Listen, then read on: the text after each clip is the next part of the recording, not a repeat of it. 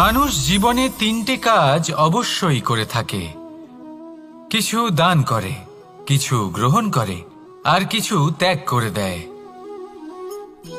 এটাও ভাবতে থাকে যে এটা করলে কিভাবে করবে। দেবার জন্য পর্যাপ্ত ধন নেই, নেবার জন্য সংসারে অত স্নেহ নেই, আর ত্যাগ করার জন্য জীবনে এত সুখই নেই, তাহলে কিভাবে করবে?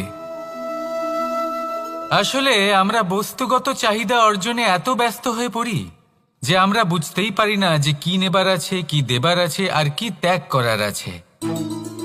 তাহলে আজ আমি আপনাকে বলেই দিই, মনে রাখবেন এই তিনটে গুরুত্বপূর্ণ গুণ, তিনটে গুরুত্বপূর্ণ কথা।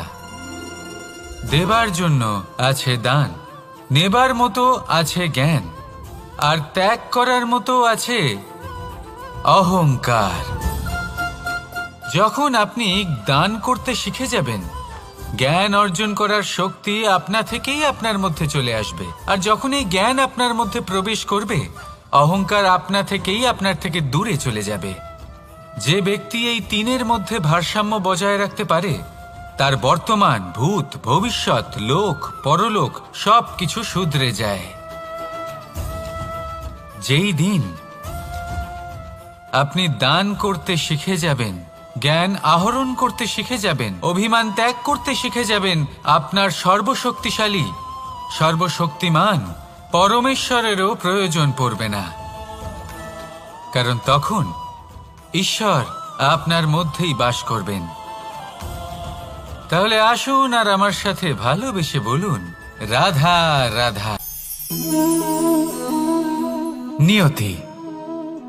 রাধা আমাকে বলে, কৃষ্ণ, যদি তুমি জানো যে নিয়তিতে কি আছে, তাহলে তাকে বদলে দাও না কেন? মহাদেব আমাকে বলেন যে শ্রীকৃষ্ণ, যদি আপনি এটা জানেন যে সাম্বের নিয়তি এটাই, তাহলে আপনি তাকে বদলানোর চেষ্টা কেন করেন? কেন? কারণ আমি একজন পিতা, আর পিতার কর্তব্য এটাই, তিনি যেন সম্ভাব্য সব চেষ্টা করেন নিজের সন্তানের মঙ্গলের জন্য। নিয়তি আমি জানি, কিন্তু এটাও আমি জানি যে কর্মের থেকে বড় আর কোনো নিয়তি হতে পারে না। অভিজ্ঞতাও রয়েছে যে কর্মের হাতে নিয়তির এই চক্র বদলে যেতে পারে। তাই জীবনে যদি আপনার কখনো এমন মনে হয় যে এটা তো অসম্ভব, তখনও চেষ্টা করা কখনোই ছাড়বেন না। কে বলতে পারে আপনারই কর্মের কোনো এক বীজ হয়তো নিয়তির চাকায় আটকে গেল, আর নিয়তিকে নিজের পথ পাল্টাতে হলো, ঠিক কি না? সেই জন্য নিয়তিকে ভাগ্য মেনে নিয়ে চুপ করে বসে থাকবেন না। নিজের নিয়তি স্বয়ং নিজের কর্মের দ্বারা নির্ধারিত করুন, কারণ আপনার এই কর্মের ওপরেই আপনার অধিকার রয়েছে। আর এই অধিকারকে নিয়তি অনেক সময় সম্মানও করে। তাহলে আসুন আর আমার সাথে ভালোবেসে বলুন, রাধা রাধা। জীবনে অনেক সময় সমস্যা আমাদের চারদিক থেকে ঘিরে ফেলে। এই সমস্যা নানান ধরনের হতে পারে। আর্থিক সমস্যা হতে পারে, পারিবারিক সমস্যা হতে পারে, কোনো সম্পর্ক নিয়ে সমস্যা হতে পারে, কখনো কোনো দৈনিক সমস্যা হতে পারে, কখনো কোনো দ্বন্দ্ব হতে পারে, অনেক সমস্যা হতে পারে। কিন্তু যখনই কোনো সমস্যা আসে, আমাদের মনে তার জন্য একটা উত্তর অবশ্যই থেকে থাকে, যা আমাদের অন্তরে রয়েছে। একে আমরা বলি আত্মা। আত্মা হলো পরমাত্মারই রূপ, আর পরমাত্মা তা কখনোই কিছু অনুচিত চাইবে না, তাই তো?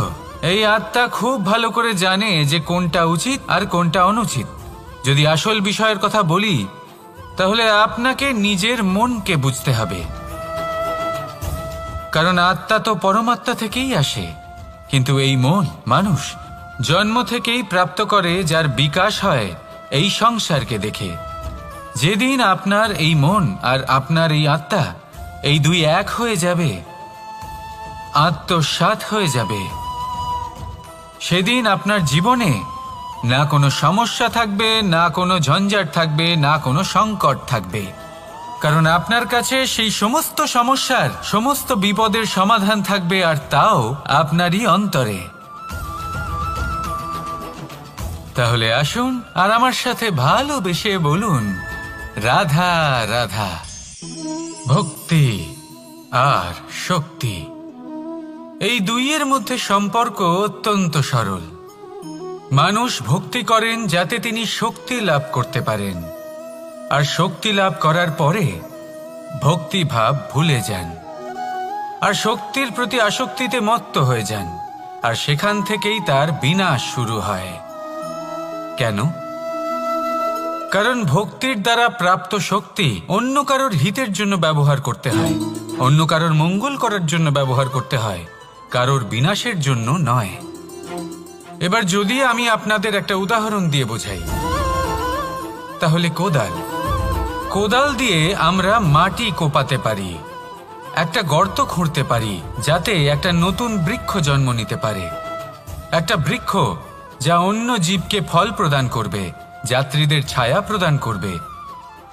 কিন্তু এই কোদালের ব্যবহার যদি আমরা অন্য কারোর ক্ষতি করার জন্য করি, তাহলে ক্ষতি শুধুমাত্র আমাদেরই হবে। তাই জীবনে যদি আপনি কোনো শক্তি লাভ করেন, হয়তো ভক্তির দ্বারা বা অন্য যেখান থেকেই হোক, তার সদ্ব্যবহার করতে শিখুন, নয়তো এই প্রাপ্ত শক্তি আপনার পতনের কারণ হয়ে দাঁড়াবে। তাহলে আসুন আমার সাথে ভালোবেসে বলুন, রাধা রাধা।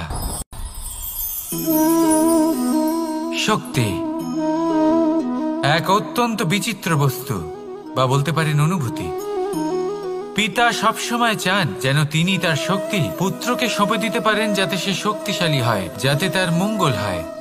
তার পুত্র সবসময় চায় যাতে সে পিতার সেই শক্তি লাভ করে, কিন্তু সেই শক্তি লাভ করার জন্য পুত্র হওয়া যথেষ্ট নয়, যোগ্য পাত্র হতে হয়। আসুন আপনাকে সহজে বোঝাই। যদি আপনি সুপাত্র হন আর আপনাকে শক্তি দেওয়া হয়, তাহলে আপনি সেই শক্তির গুরুত্ব বুঝবেন, কোথায় সেই শক্তি প্রয়োগ করা উচিত সেটা বুঝবেন। আর এটা যেহেতু অর্জন করা শক্তি হবে, সেই শক্তির অপব্যবহার হবে না। কিন্তু যদি এই আপনি কুপাত্র হন আর যদি আপনাকে এই শক্তি দেওয়া হয়, তাহলে কি হবে? দেখতে গেলে এই শক্তি আপনি দান হিসেবে পেয়েছেন, তাই না আপনি এই শক্তির গুরুত্ব বুঝবেন আর না এর প্রয়োগ আপনি জানবেন, তার অপব্যবহার হওয়া সুনিশ্চিত। তাই যদি আপনি কোনো শক্তি অর্জন করতে চান, তাহলে আগে তার যোগ্য হয়ে উঠুন, পুত্র নয় পাত্র হয়ে উঠুন। আর আমার সাথে ভালোবেসে বলুন, রাধা রাধা। কথায় আছে, প্রত্যেক পুত্র তার পিতার প্রতিচ্ছবি হয়, আর সমস্ত প্রতিচ্ছবি চায় যেন সে তার অস্তিত্ব প্রাপ্ত করতে পারে। পুত্র চায় সে যেন তার পিতার মতো হয়, বা কখনো কখনো তার থেকেও শ্রেষ্ঠ হয়। সেটা কোনো অনুচিত ব্যাপার নয়। অনুচিত তখন হয় যখন পুত্র নিজের পিতার মতো হবার স্বপ্ন পূরণ করতে গিয়ে বা তার থেকেও শ্রেষ্ঠ হওয়ার স্বপ্ন পূরণে অনুচিত পথের আশ্রয় নেয়। কারণ তারপরে সে তার পিতার গুণগুলি আত্মসাৎ করতে চায় না। সে শুধুই এটা চায় যে সংসারের চোখে যেন আমি শ্রেষ্ঠ প্রমাণিত হই। এটা অনুচিত। সংসারে এমন অনেক মানুষ আছেন যারা এই কারণে শ্রেষ্ঠ হবার চেষ্টা করেন যাতে তার পরিবারের তার পিতার সম্মান বৃদ্ধি পায়। এমনও মানুষ থাকেন, আর এটাই হলো পার্থক্য উদ্দেশ্যের। মনে রাখবেন, যদি আপনার উদ্দেশ্য শুভ হয় তাহলে পথও শুভ হবে, যদি আপনার উদ্দেশ্য অশুভ হয় তাহলে পথও অশুভ হবে। তাহলে নিজের পিতার মতো হবার চেষ্টা অবশ্যই করুন, তার থেকেও শ্রেষ্ঠ হওয়ার চেষ্টা অবশ্যই করুন, কিন্তু মনে রাখবেন আপনার সংকল্প আর আপনার উদ্দেশ্য এই দুই শুভ হওয়া উচিত। তাহলে আসুন আর আমার সাথে ভালোবেসে বলুন, রাধা রাধা। শক্তি শক্তি অর্জন করা এতটা কঠিন নয় যতটা শক্তি লাভ করার পরে সেই শক্তি সামলানো কঠিন হয়। কারণ যেই মানুষ শক্তি লাভ করে তার মনে গর্ববোধ জন্মায়, জন্মায় অহংকার, জন্মায় জেদ। তাই শক্তি প্রাপ্ত করার সাথে বিনম্র থাকাও অত্যন্ত আবশ্যক। আর এটা আমাদের শেখা উচিত বৃক্ষের থেকে। বৃক্ষ যা আমাদের ফল দেয়, বৃক্ষ যা যত ফল দেয় ততটাই ঝুঁকে যায়। আমরা পাথর মারি ওই বৃক্ষের থেকে ফল প্রাপ্ত করার জন্য। সেই পাথরের মার সহ্য করেও বৃক্ষ আমাদের ফল দেয়। কোনো গর্ববোধ নেই, কোনো অহংকার বোধ নেই, আর সেই জন্য এই বৃক্ষের পুজো করা হয়। এটাই হলো মাহাত্ম্য শক্তির সাথে বিনম্রতার। যদি এই শক্তি সৃজন করে থাকে, সাহায্য করে থাকে, সম্বল হয়ে থাকে, তবেই সেই শক্তি উপযুক্ত। আর নয়তো সেই শক্তি একদিন আপনাকে আসক্ত অবশ্যই করবে। তাহলে শক্তি অবশ্যই অর্জন করুন, কিন্তু তার সাথে সেই শক্তি সামলানোর মতো বিবেকও আপনাকে অবশ্যই জাগ্রত করতে হবে। তাহলে আসুন আমার সাথে ভালোবেসে বলুন, রাধা রাধা। অহংকার অত্যন্ত বলশালী হয়। এই অহংকার মানুষকে কখনো নত হতে দেয় না।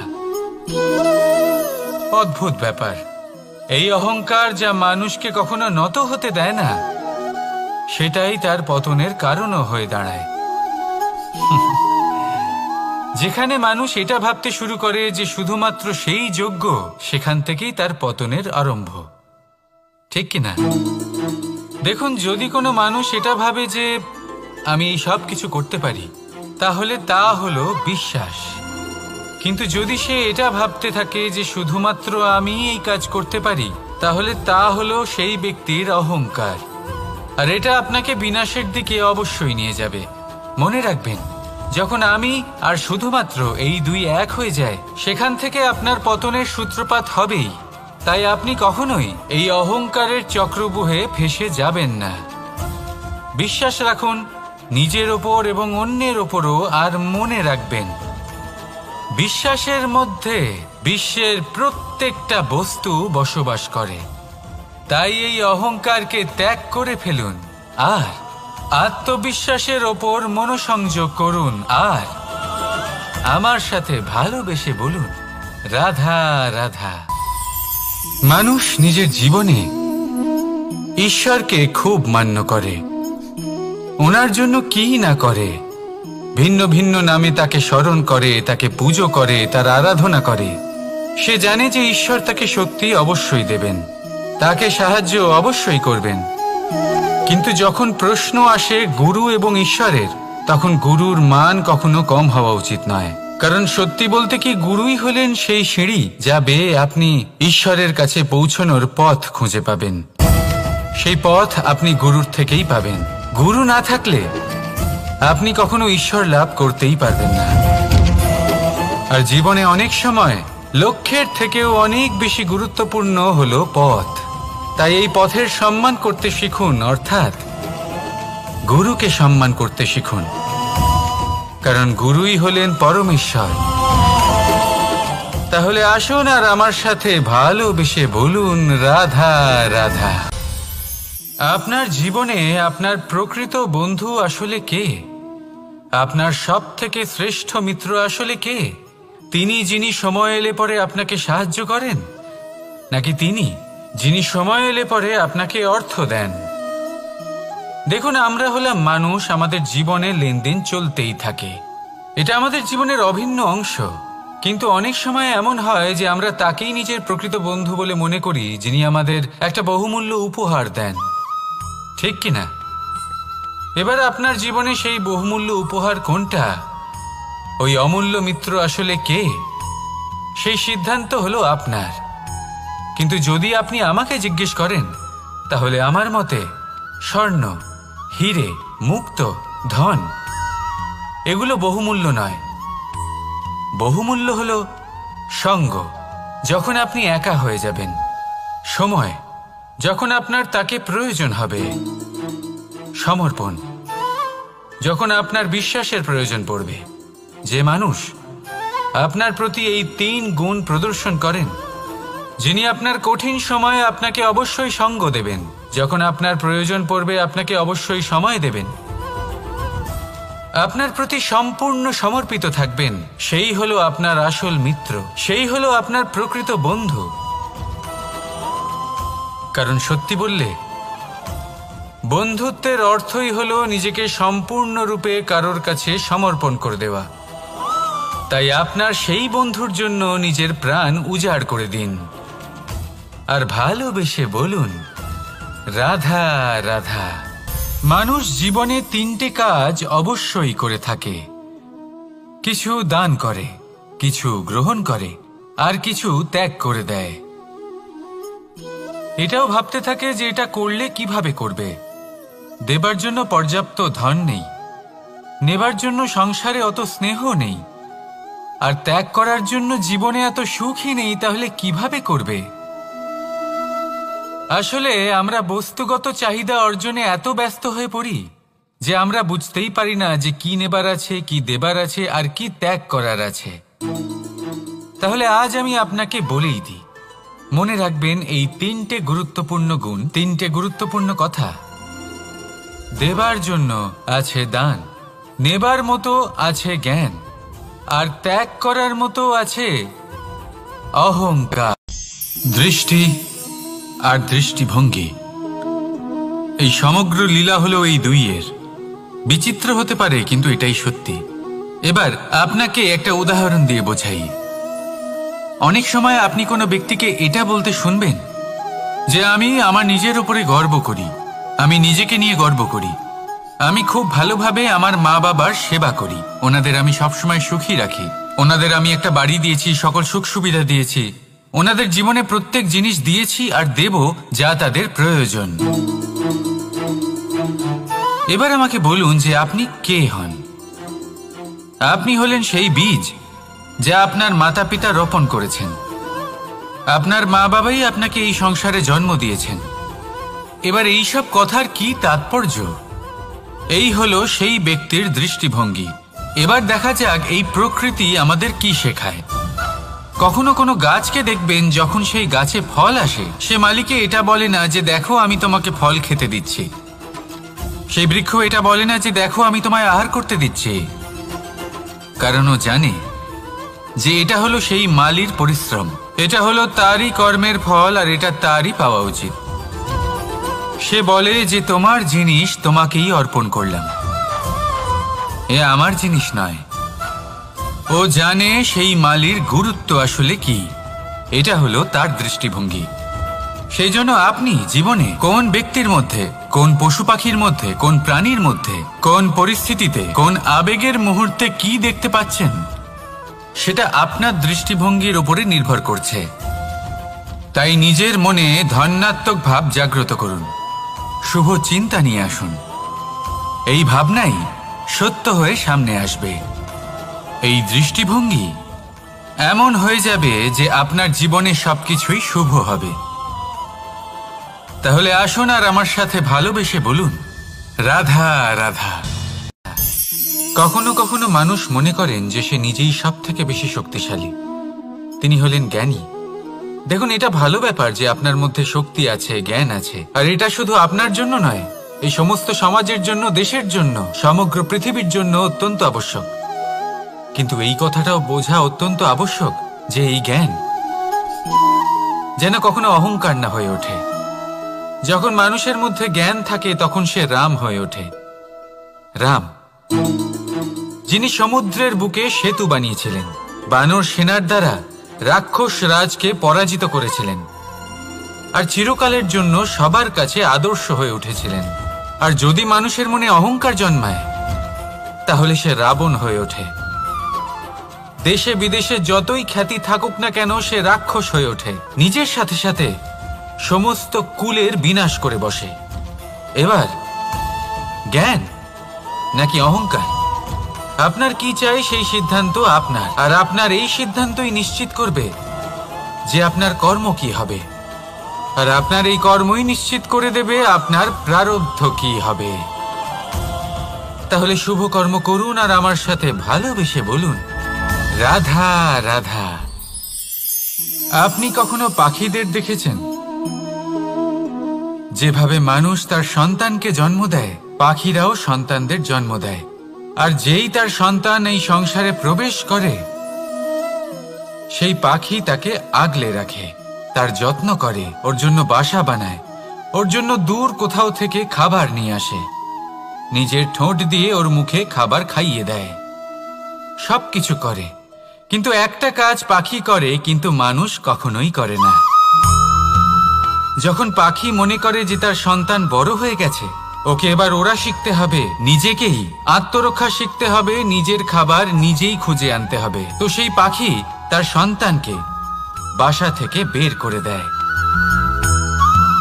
তারপর সেই পাখির সন্তান নিজে উড়তে শেখে, আত্মরক্ষা করতে শেখে এবং আস্তে আস্তে সে আত্মনির্ভর হয়ে ওঠে। কিন্তু মানুষ কি তার সন্তানের সাথে এটাই করে? কখনোই নয়। মানুষ তার সন্তানকে নিজের সাথে বেঁধে রাখে, সব সময় তার লালন পালনের, তার দেখাশোনার ব্যবস্থা করে রাখে, আর এটাই ভাবেন যে আমি হলাম ওর পালনকর্তা, ওর খেয়াল রাখা তো আমার কর্তব্য।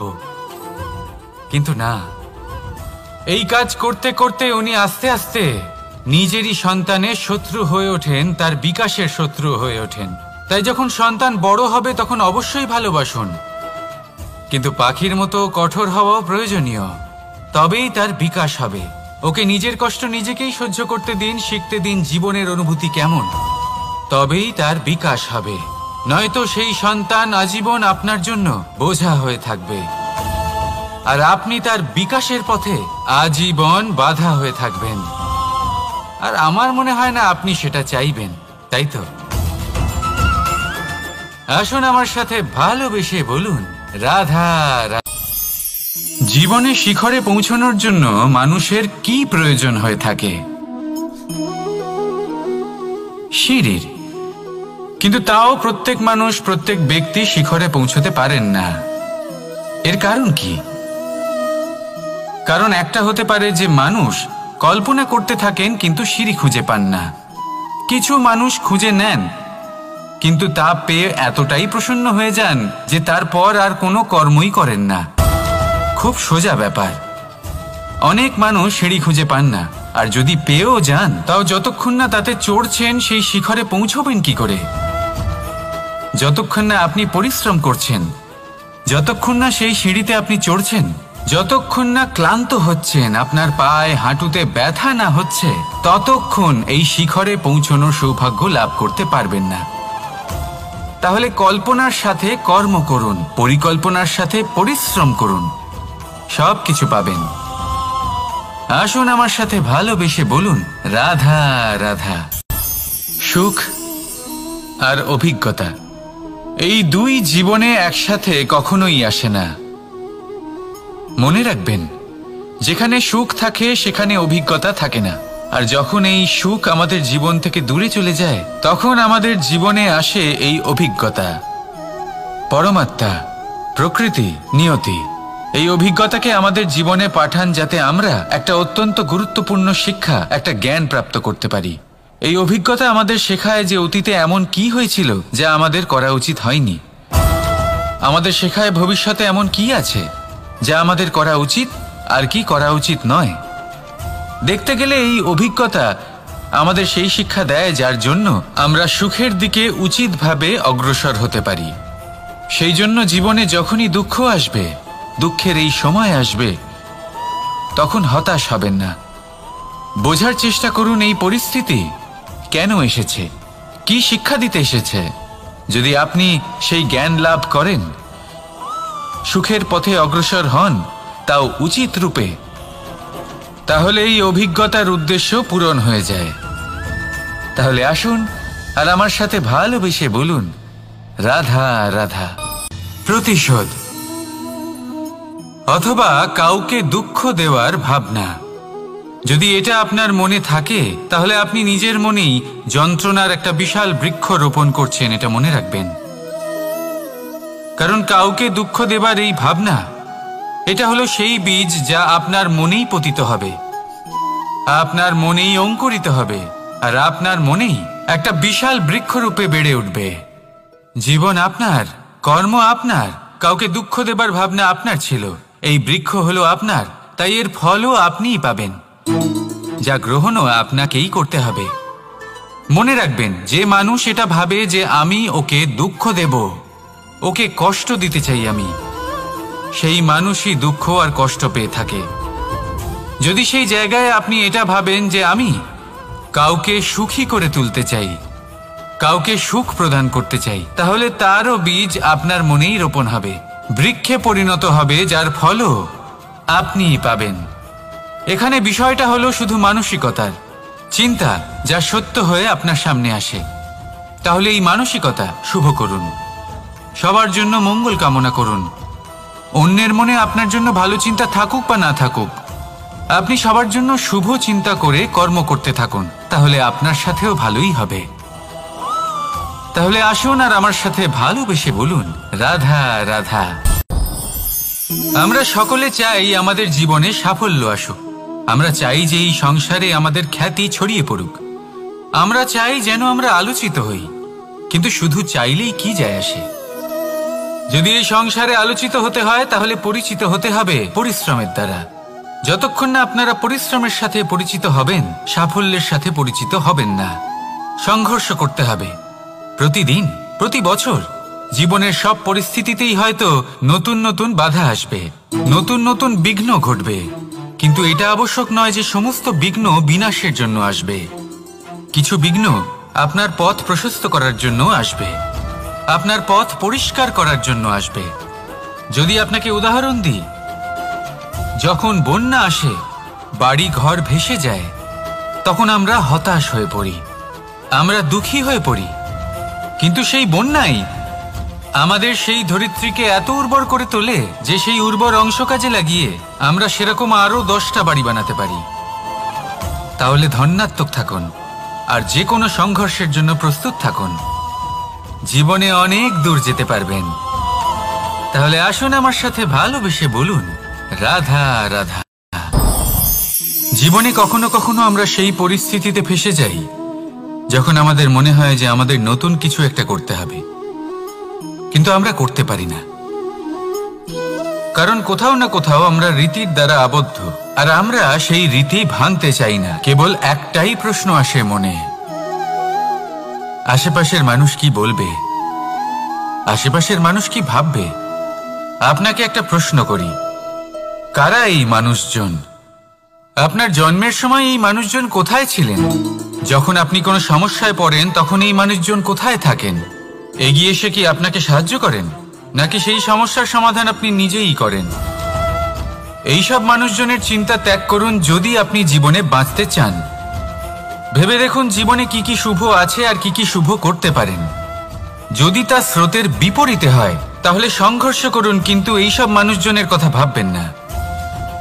ভেবে দেখুন জীবনে আপনি কি কি শুভ কাজ করতে পারেন। এটা ভাবুন যে আপনি কখনো এমন কোনো কাজ করে ফেলেননি তো যার জন্য কারোর হৃদয় আহত হয়েছে। শুভর দিকে নিজের চিন্তা কেন্দ্রীভূত করুন, আপনার জীবনে সব কিছু শুভই হবে। তাহলে আসুন আমার সাথে ভালোবেসে বলুন, রাধা রাধা। সমস্যা, কঠিন সময়, সংকট, বিপদ কার জীবনে নেই? প্রত্যেকের জীবনে আছে।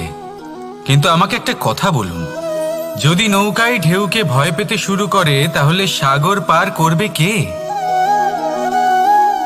কখনো কোনো ছোট্ট পিঁপড়েকে দেখেছেন, যে আকারে হয়তো ছোট হতে পারে কিন্তু বড় শিক্ষা দিয়ে যায়? কিন্তু আমরা শিখিই না। এবার দেখুন একটা পিঁপড়েকে, যে ভোজনের খোঁজে বাইরে বের হয়, একটা ছোট্ট দানা তুলে নেয়। ছোট দানা তোলে কারণ তার থেকে বেশি সে তুলতেই পারবে না। সে দানা নিয়ে চলতে শুরু করে, কোনো দেওয়ালে উঠে পড়ে, আবার পড়েও যায়। সেই দানা দূরে কোথাও একটা পড়ে যায়, তা আবার খোঁজে, তুলে নেয়, আবার চলতে থাকে। পড়ে যায় আবার ওঠে, পড়ে যায় আবার ওঠে। সেই দানাটা রেখে দেয়, আবার বেরিয়ে পড়ে ভোজনের খোঁজে। পরিশ্রম করতে থাকে কিন্তু হার মানে না। এই শিক্ষাই তো আমাদের প্রাপ্ত করতে হবে। নিরন্তর পরিশ্রম আর নির্ভীক হয়ে কর্ম করে যেতে হবে। এটাই হলো সাফল্যের মাধ্যম, এটাই হলো জয়ের মন্ত্র, অচ্যুত অজয় অস্ত্র। তাহলে আসুন আর আমার সাথে ভালোবেসে বলুন, রাধা রাধা। আজকাল আপনি দেখে থাকবেন যে মা বাবা শুধুমাত্র সন্তানকে ভালোবাসেন তা নয়, তাদের মোহেও জড়িয়ে পড়েন। বিদ্যালয় যখন পাঠান তখন সমস্ত সুযোগ সুবিধা দিয়েই পাঠান। চেষ্টা করেন যে সবসময় যেন সন্তান তাদের চোখের সামনেই থাকে। কিন্তু ভুলে যান এক অত্যন্ত গুরুত্বপূর্ণ কথা, যে সন্তানকে এক নতুন দৃষ্টিভঙ্গি দেওয়াই হলো ওনাদের কর্তব্য। সেই জন্য পুরাতনকালে শিষ্যদের গুরুকুলে পাঠানো হতো, বাড়ির থেকে দূরে। কারণ বাড়ি ছেড়ে যাওয়া এক সন্তানের জন্য, এক শিষ্যের জন্য অত্যন্ত শুভ লক্ষণ হয়। যখন সে বাড়ির থেকে দূরে, গৃহস্থের থেকে দূরে থাকবে, তখন এই সংসারকে সে এক নতুন দৃষ্টিভঙ্গি দিয়ে দেখবে, পরখ করবে, বুঝতে পারবে, আর সবকিছু নিজে থেকেই শিখে যাবে কখন আক্রমণ করতে হয়, কখন পিছু হটতে হয়, কিভাবে এই সংসারের সম্মুখীন হতে হয়। আর এটা আপনার দৃষ্টি ওকে শেখাতে পারবে না, ওর অভিজ্ঞতা ওকে শেখাতে পারবে। তাই মনে রাখবেন, যদি আপনি চান যে আপনার সন্তানের বিকাশ হোক, তাহলে অনেক সময় ওকে নিজের থেকে দূরে নিয়ে যেতে হয়। যদি মোহে আবদ্ধ থাকেন তাহলে ওর বিকাশ কখনোই হবে না। তাহলে আসুন আমার সাথে ভালোবেসে বলুন, রাধা রাধা। এই সমগ্র সংসারের সব থেকে গুরুত্বপূর্ণ ব্যক্তি কে? স্বয়ং আপনি। নিজের জন্য তো বটেই, তাই না? কারণ যখন আপনি জন্মগ্রহণ করেন, নিজের চোখ খোলেন, এই সংসারে আসেন, তখনই তো এই সংসারকে আপনি দেখতে পান, অনুভব করতে পারেন। এখানকার আবেগ, এখানকার মানুষজন তখন থেকেই অনুভব করেন। যদি আপনি না থাকেন, তাহলে এই সংসারের অস্তিত্ব আপনার কাছে শূন্যের সমান, তাই না? আপনি না থাকলে এই সংসারও আপনার কাছে নেই। এবার সবাই বলবেন যে এ তো সত্যি কথা, সেই অনুযায়ী তো আমার স্বার্থপর হওয়া উচিত, অহংকারী হওয়া উচিত, কারণ আমার কাছে আমিই তো সবকিছু।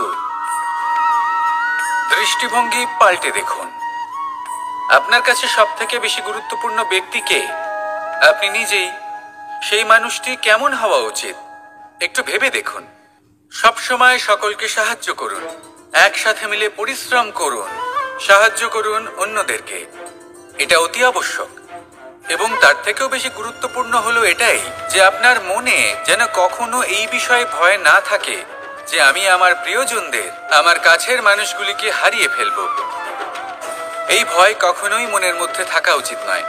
যদি ভয় থাকে তাহলে থাকুক এই বিষয়ে যে সকল মানুষ আমার জীবন থেকে, আমার থেকে দূরে চলে যাচ্ছেন, তাদের বাধা দিতে দিতে আমি যেন নিজেকেই না হারিয়ে ফেলি, নিজের অস্তিত্বকেই না হারিয়ে ফেলি, নিজের ব্যক্তিত্বকে, নিজের বিচারধারাকে, নিজের করুণার শক্তি না হারাই। তাহলে এই ভয় ত্যাগ করুন আর আমার সাথে ভালোবেসে বলুন, রাধা রাধা। দৃষ্টি আর দৃষ্টিভঙ্গি, এই সমগ্র লীলা হলো এই দুইয়ের। বিচিত্র হতে পারে, কিন্তু এটাই সত্যি। এবার আপনাকে একটা উদাহরণ দিয়ে বোঝাই। অনেক সময় আপনি কোনো ব্যক্তিকে এটা বলতে শুনবেন যে আমি আমার নিজের উপরে গর্ব করি, আমি নিজেকে নিয়ে গর্ব করি, আমি খুব ভালোভাবে আমার মা বাবার সেবা করি, ওনাদের আমি সবসময় সুখী রাখি, ওনাদের আমি একটা বাড়ি দিয়েছি, সকল সুখ সুবিধা দিয়েছি, ওনাদের জীবনে প্রত্যেক জিনিস দিয়েছি আর দেব যা তাদের প্রয়োজন। এবার আমাকে বলুন যে আপনি কে হন? আপনি হলেন সেই বীজ যা আপনার মাতা পিতা রোপণ করেছেন। আপনার মা বাবাই আপনাকে এই সংসারে জন্ম দিয়েছেন। এবার এইসব কথার কি তাৎপর্য? এই হলো সেই ব্যক্তির দৃষ্টিভঙ্গি। এবার দেখা যাক এই প্রকৃতি আমাদের কি শেখায়। কখনো কোনো গাছকে দেখবেন, যখন সেই গাছে ফল আসে, সে মালিকে এটা বলে না যে দেখো আমি তোমাকে ফল খেতে দিচ্ছি। সেই বৃক্ষ এটা বলে না যে দেখো আমি তোমায় আহার করতে দিচ্ছি, কারণ ও জানে যে এটা হলো সেই মালির পরিশ্রম, এটা হলো তারই কর্মের ফল, আর এটা তারই পাওয়া উচিত। সে বলে যে তোমার জিনিস তোমাকেই অর্পণ করলাম, এ আমার জিনিস নয়। ও জানে সেই মালির গুরুত্ব আসলে কি, এটা হলো তার দৃষ্টিভঙ্গি। সেই জন্য আপনি জীবনে কোন ব্যক্তির মধ্যে, কোন পশু পাখির মধ্যে, কোন প্রাণীর মধ্যে, কোন পরিস্থিতিতে, কোন আবেগের মুহূর্তে কি দেখতে পাচ্ছেন, সেটা আপনার দৃষ্টিভঙ্গির উপরে নির্ভর করছে। তাই নিজের মনে ধনাত্মক ভাব জাগ্রত করুন, শুভ চিন্তা নিয়ে আসুন। এই ভাবনাই সত্য হয়ে সামনে আসবে। এই দৃষ্টিভঙ্গি এমন হয়ে যাবে যে আপনার জীবনে সবকিছুই শুভ হবে।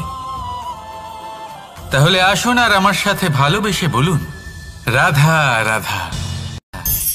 কখনো কখনো মানুষ মনে করেন যে সে নিজেই সব থেকে বেশি শক্তিশালী, তিনি হলেন জ্ঞানী। দেখুন, এটা ভালো ব্যাপার যে আপনার মধ্যে শক্তি আছে, জ্ঞান আছে, আর এটা শুধু আপনার জন্য নয়, এই সমস্ত সমাজের জন্য, দেশের জন্য, সমগ্র পৃথিবীর জন্য অত্যন্ত আবশ্যক। কিন্তু এই কথাটাও বোঝা অত্যন্ত আবশ্যক যে এই জ্ঞান যেন কখনো অহংকার না হয়ে ওঠে। যখন মানুষের মধ্যে জ্ঞান থাকে তখন সে রাম হয়ে ওঠে।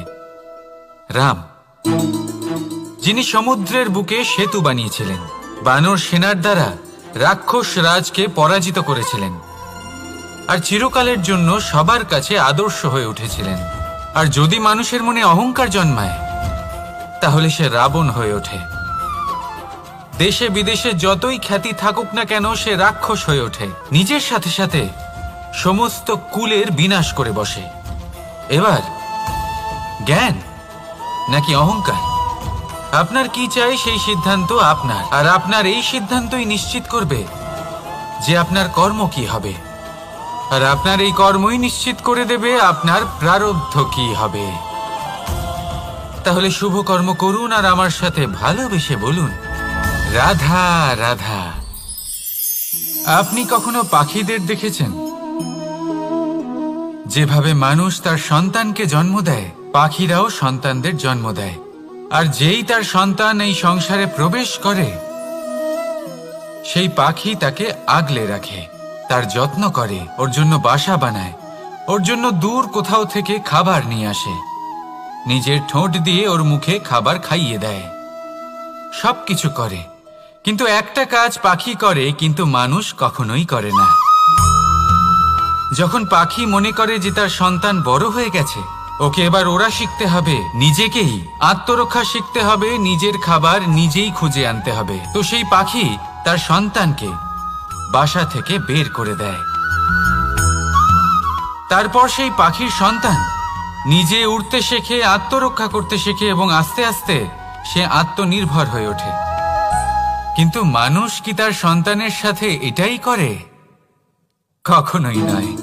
মানুষ তার সন্তানকে নিজের সাথে বেঁধে রাখে, সব সময় তার লালন পালনের, তার দেখাশোনার ব্যবস্থা করে রাখে, আর এটাই ভাবেন যে আমি হলাম ওর পালনকর্তা, ওর খেয়াল রাখা তো আমার কর্তব্য।